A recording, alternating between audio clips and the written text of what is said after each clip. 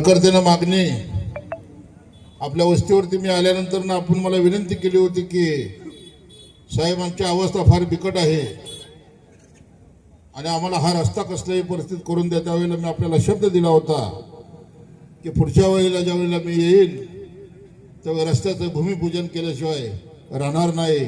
आणि आज सगळ्यात जास्त आनंद होतोय की आई भवानीचा नवरात्र उपवास चालू असताना मी आपल्याला जो शब्द दिला होता तो शब्द आज पूर्ण करून त्या कामाचा नारळ फोडला।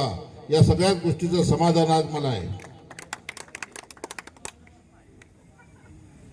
बांधवांनो, आता छगनराव पवार म्हणाले, परंतु मी या रस्त्याचं भूमिपूजन करत असताना भवानी मातेच्या मंदिरात दर्शन घेतल्यानंतर ना आपल्या या गावाच्या रस्त्याची अवस्था बघितली की रस्त्यात खड्डे आहेत का खड्ड्यात रस्ते आहेत हे समजत नाही। आणि मग 1200 कोटी रुपयामध्ये चंद्रावरती यान गेलं, परंतु 3000 कोटी रुपयाचा निधी हा मोहोळ मतदारसंघात आणल्याचा जो डांगोरा पिटवला जातो तो 3000 कोटीचा निधी गेला कुठं? आज पूर्ण 3 किलोमीटरच्या रस्त्यावरनं जात असताना भयानक अशा पद्धतीचे हे रस्ता आणि बेगमपूरची जनता अशा खड्ड्यातल्या रस्त्यातून जात असताना आपण आत्मचिंतन केलं पाहिजे। 3000 कोटी रुपयाचा निधी जर मोहोळ मतदारसंघासाठी आला तर मग हे रस्ते का झाले नाहीत? हीच परिस्थिती वडदेगावला जाताना होती। बेगमपूर ते वडदेगाव हा रस्ता अत्यंत खडतर रस्ता। बेगमपूरचे काही आपल्या वडदेगावचे काही लोक इथं आलेले बेगमपूर साठी सुद्धा 1,10,00,000 रुपयाचा निधी देऊन आपण 4 किलोमीटरचा रस्ता आणि दलित वस्तीमध्ये 10 लाख रुपये देऊन आपण वडदेगाव असेल औंढी असेल औंढीलाही 1.25 कोटी रुपयाचा निधी दिला। वरकुटा असेल हरळवाडीचे सरपंच इथं आहेत, रामहिणीचे सरपंच इथं आहेत, नेपदगावचे सरपंच इथं आहेत। ही सारे सरपंच मंडळी ही मोहोळ मतदारसंघातली सरपंच मंडळी आहे। गावाचे प्रमुख म्हणून सरपंच आज काम करतो। या सगळ्या सरपंचाला विचारा की प्रत्येक गावाला शेतकऱ्यांसाठी फक्त रस्ता करा, बाकी सगळं काम बाजूला ठेवा। कारण या जगामध्ये शेतकऱ्याला जर रस्ता दिला आणि शेतकऱ्याला जर पाणी दिलं तर या जगात शेतकऱ्यासारखा कोणीच सुखी नाही। परंतु आज मोहोळ मतदारसंघ असेल, आमच्या पंढरपूर तालुक्यातली 17 गावं या मोहोळ मतदारसंघामध्ये येतात। आणि मग या 17 गावाची जर परिस्थिती आपण पाहिली असेल पाटील साहेब तर अत्यंत भीषण अशी परिस्थिती आहे। इथं माझ्या बरोबर त्या 17 गावातले 2 सरपंच बसलेले आहेत। पुळजवाडीचे सरपंच होनकळे साहेब, नेपदगावचे सरपंच पांडुरंग परकाळे।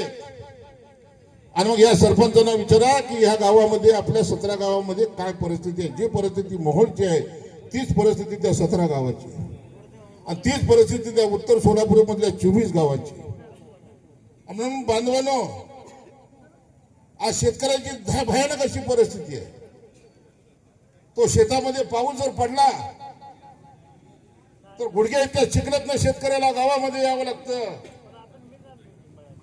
आणि मग जास्त पाऊस झाला तर तो 4-4 दिवस गावात येत नाही।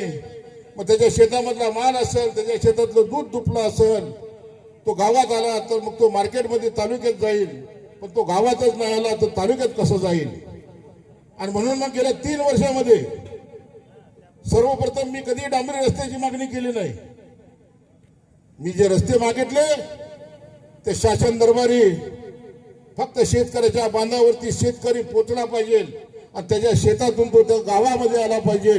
म्हणून शेतीमध्ये असणारे पाण्यात रस्ते, खडीकरणाचे रस्ते असे म्हणून जवळजवळ शासनाकडून आपण 40 ते 50 कोटी रुपये विलासराव निधी आणला।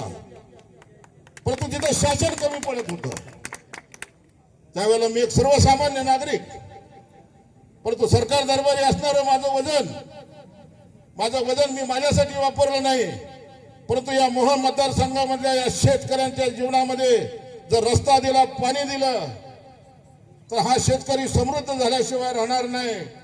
परंतु या तालुक्यातली परिस्थिती अशी होती की इथून आपला वडदेगाव पासून आमची 17 गावं चालू होतात. आज नळी असेल, आंबे चिंचोली असेल, पुळूज असेल, पुळूजवाडी असेल, नेपतगाव असेल, कोंडरकी असेल, आंबे असेल, चळे असेल, खरसोळी असेल आणि भयानक अशा पद्धतीचे रस्ते. शेतकरी, मी जर शनिवार रविवारी फार्म हाऊसवर बसलो तर किमान 100 निवेदन माझ्याकडे यायची की साहेब आम्हाला शेतापर्यंत रस्ता करून द्या. मग सरकारकडनं जेवढं आणायचं तेवढं आपण आणलं, कारण माझ्याकडे कुठलंही संविधानिक पद नव्हतं. तुमच्यासारखा एक साधा नागरिक होतो.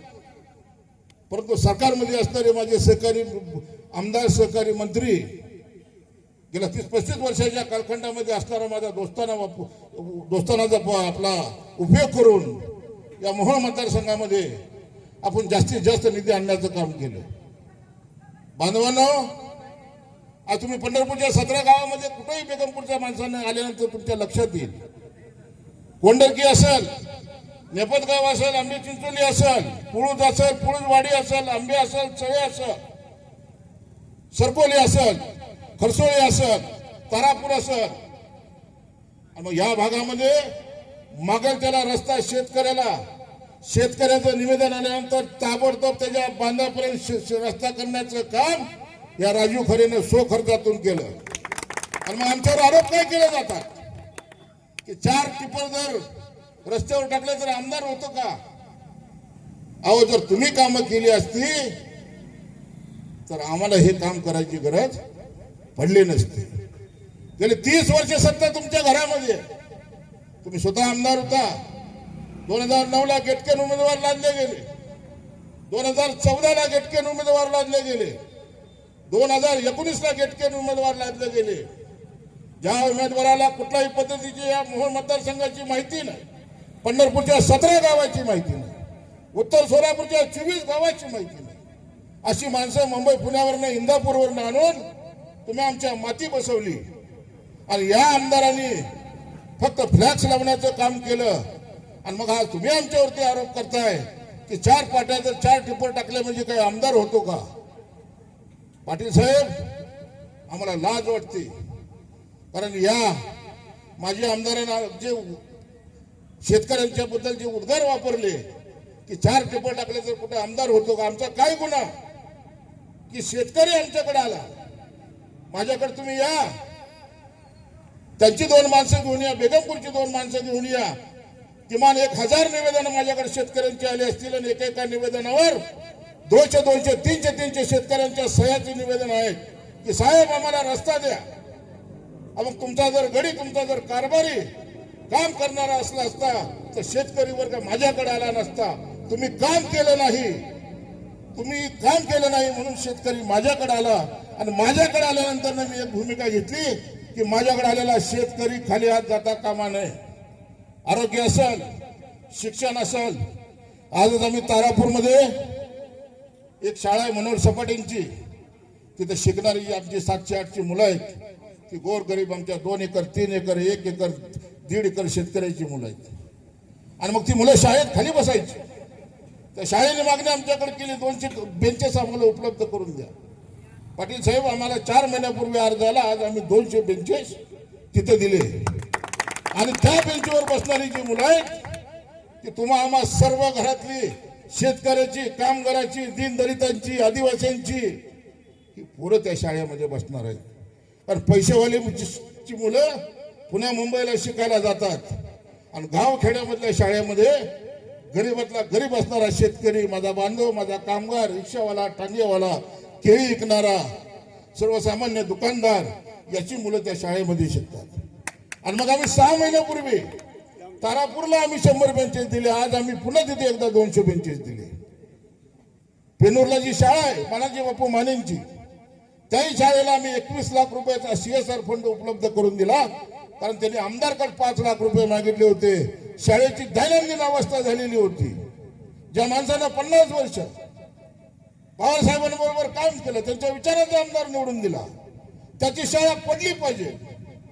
त्याच्या शाळेला 5 लाख रुपयाचा निधी देऊ नका. आणि तो माणूस ज्यावेळी मला बोलवला वह्या वाटपाच्या कार्यक्रमाला, त्यावेळी त्यांनी मला सांगितलं की भाऊ, आम्हाला तुम्हाला पैसे मागायची लाज वाटते, कारण आम्ही जे 3 आमदार 4 आमदारांनी ह्याच्या अगोदर पवार साहेबांनी जन सांगितलं, किती माणसं निवडून दिली, परंतु त्या आमदारांना निवडून दिलेल्या आमच्या शाळेला 5 लाख रुपयाचा निधी दिला नाही. का तर माझ्या आमदारांना सांगितलं महानाजी बापू महानाजी शाळा पडली पाहिजे. शाळा पडण्याचं दुःख नव्हतं, पण शाळेमध्ये शिकणारे जे 800-900 विद्यार्थी होते ते आमची गोरगरिबांची पोरं होती, बहुजन समाजाची पोरं होती, आणि मग आमची नैतिक जबाबदारी होती. मला ज्या वेळेला त्या कार्यक्रमाला बोलवलं मी गेलो, आणि वह्या वाटपाचा कार्यक्रम झाल्यानंतर मला ज्यावेळी मागणी केली की शाळेची अत्यंत दुरावस्था झाली, शाळा कुठल्याही क्षणी पडेल, आणि जर शाळा पडली तर ते शाळेमध्ये असणारी 700-800 आमची गरिबाची मुलं उद्या पावसाळ्यामध्ये काय अवस्था झाली तर एखादा दुष्परिणाम होईल, एखादी दुर्घटना घडेल, आणि ती घटना घडू नये म्हणून माझ्यासारखा शाहू फुले आंबेडकरांच्या विचारावरती चालणारा कार्यकर्ता 21 लाख रुपयाची CSR फंडातून ताबडतोब 15 दिवसाच्या आत महाराज बापू मानेच्या हातामध्ये 21 लाखाचा चेक ठेवला, आणि बापूंना सांगितलं, बापू तुम्ही जरी असं तुमचे विचार तुमच्या बरोबर राहू द्या, पण तुम्ही जे हे काम उभं केलंय गोरगरीब शिक्षणाची जी दारं उघडलेली आहेत संस्था काढून, त्या संस्थेला कुठल्याही पद्धतीचा निधी कमी पडला जाणार नाही. राजकारणाच्या पलीकडे जाऊन समाजकारणामध्ये आम्ही जास्त ओढ दिली. ज्यावेळेला मोहोळला दुष्काळ पडला, आपण पाहत होता की 15-15 दिवस मोहोळला पिण्याचं पाणी नव्हतं. 3000 कोटीचा निधी जर तुम्ही आणला असेल, 3000 कोटीचा निधी जर तुम्ही आणला असेल, तर मग 15-15 दिवस मोहोळला पिण्याचं पाणी का नव्हतं? नागनाथाची यात्रा होती, आणि मुलगी आईला फोन करून सांगत होती की आई मी नागनाथाच्या यात्रेला येते. मोहोळमध्ये जसं आमच्या पंढरपूरला आषाढी आणि कार्तिक एकादशी असती, मोहोळची शासकीय कार्यालय केवळ आपल्या हुकमतीवरती, आपल्या तानाशाही आणि दादागिरीवरती आपल्या अनगरला नेण्याचं काम केलं. मोहोळचा बाजार बैल बाजार अनगरला नेला, मोहोळचं सब रजिस्टर ऑफिस अनगरला नेण्यात आलं, मोहोळचा दवाखाना 100 खाटाचं हॉस्पिटल मंजूर झालेलं अनगरला नेण्यात आलं, आणि मोहोळचं अप्पर तहसील कार्यालय ते सुद्धा अनगरला नेण्यात आलं. आज मोहोळमध्ये काय राहिलं? पोलीस स्टेशन आणि पंचायत समिती. आणि उद्याची जर ही निवडणूक झाली तर मी तुम्हाला खात्रीने सांगतो, यांच्या विचाराचा जर आमदार निवडून आला तर पोलीस स्टेशन आणि पंचायत समिती सुद्धा अनगरला झाल्याशिवाय राहणार नाही. म्हणून मी बेगमपूर वासियांना कळकळीचं आवाहन करतो की पंढरपूरची 17 गावं, या 17 गावातला आमचा मतदार आणि या आपला दक्षिण जो भाग आहे, या भागावर नेहमी अन्याय झाला. दक्षिण भागानं नेहमी यांच्या विरोधात काम केलं. बेगमपूर बसला इनके अरबळीपर्यंत असेल, आणि सावळेश्वर बसला ते पिनूर पाटकुल पर्यंत असेल, ही नेहमी 40-42 गावं विकासापासून वंचित राहिली. आणि पंढरपूरचा सुपुत्र म्हणून या सोलापूर जिल्ह्यातली बारीक बारीक गोष्ट पाटील साहेब मला माहिती आहे की आमची 17 गावं, तुमची 40-42 गावं दक्षिणेकडची म्हणजे हायवेच्या इकडची, आणि उत्तर सोलापूरची 24 गावं मोहोळचा आमदार ठरवणार आहेत. आणि म्हणून येणाऱ्या काळामध्ये छगनराव आपण सांगितलं की आपल्याला फोन येतात, परंतु मी आज तुम्हाला सांगतो, शिवसेनेमध्ये काम करत असताना गेल्या 34 वर्षामध्ये खूप काही दादा आम्ही बघितले. जर तुमच्या केसाला धक्का लागला तर यांना खंडाळ्याचा घाट उतरू देणार नाही, एवढं लक्षात ठेवा. आणि म्हणून कोणाला घ्यायचं नाही. डॉक्टर बाबासाहेब आंबेडकरांनी अभिप्रेत असणारी लोकशाही आपल्याला दिलेली आहे. इथं कायद्याचं राज्य आहे, आणि इथं कायद्यापेक्षा कुणीही मोठा नाही. जर आपण जागरूक राहिलो तर लोकसभेला आपण 63,000 इथल्या उमेदवाराला पाडलं, आणि ही नुकती चुनूक होती. आणि म्हणून मी बेगमपूर वासियांना विनंती करतो, कोणत्याही पदावर नसताना मी 60 लाख रुपयाचा निधी बेगमपूरला देऊ शकतो. पण जर उद्या येणाऱ्या निवडणुकीमध्ये तुम्ही जर संधी दिली तर पाटील साहेब, तर तुमच्या घरापासून ते आता या चौकापर्यंत येणाऱ्या रस्त्याची अवस्था पाहिली.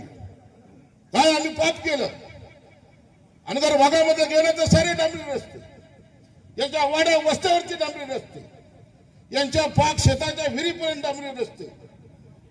आणि हीच परिस्थिती तुमच्या घरापासून ते या चौकापर्यंत येत असताना प्रचंड मोठ्या प्रमाणामध्ये रस्ते खड्डे, कुठल्याही पद्धतीचं खडीकरण नाही, कुठल्याही पद्धतीचं कॉन्क्रिटीकरण नाही.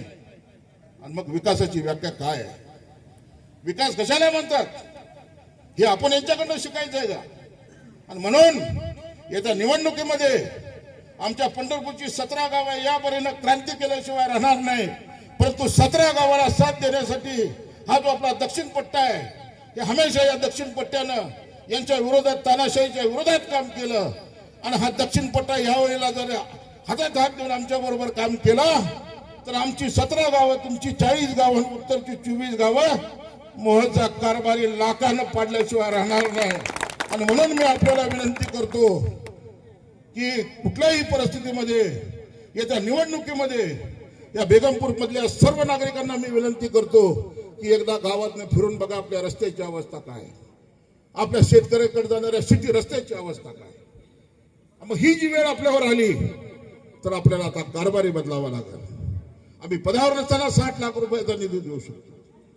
जर तुम्ही मला संधी दिली तर बेगमपूर हे एक मॉडेल नावाचं गाव तयार करू. तिथं कुठल्याही पद्धतीचा रस्ता खड्ड्यामुक्त बेगमपूर केल्याशिवाय राहणार नाही, अशा पद्धतीची मागणी मी आपल्याकडे करतो. आपण इथं बोलवलं, सपाटे साहेब, तुम्ही माझा सत्कार केला, मला मान सन्मान दिला, त्याबद्दल मी आपले आभार व्यक्त करतो. मी आपली रजा घेतो. जय हिंद, जय महाराष्ट्र.